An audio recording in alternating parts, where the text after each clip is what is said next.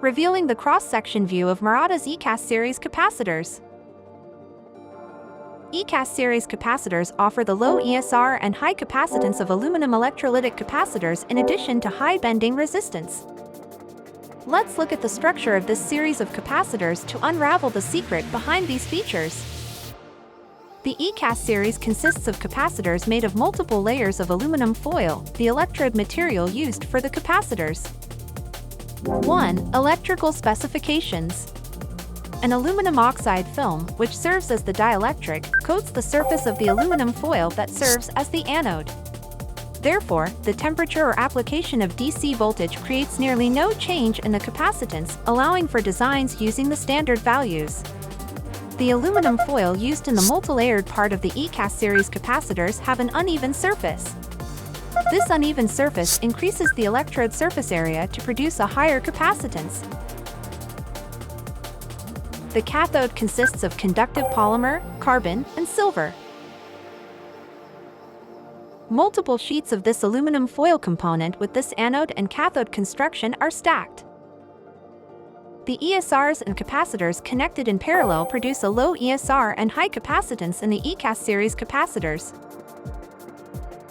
We are also making further improvements to the dielectric surface area in our capacitors. 2. Mechanical specifications. Components with anodes and cathodes machined with high precision are used on the soft aluminum foil.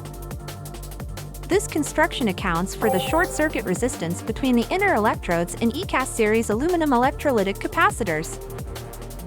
The use of a lead frame also makes the circuit board resistant to bending and difficult to break. If bending occurs on a circuit board from the soldering of components onto the board, this stress is concentrated in the external metal terminals and solder joints, marked by the red dots in the diagram. Even in a case like this, the capacitor characteristics are hardly impacted because the capacitor is constructed so that stress does not affect the capacitor components.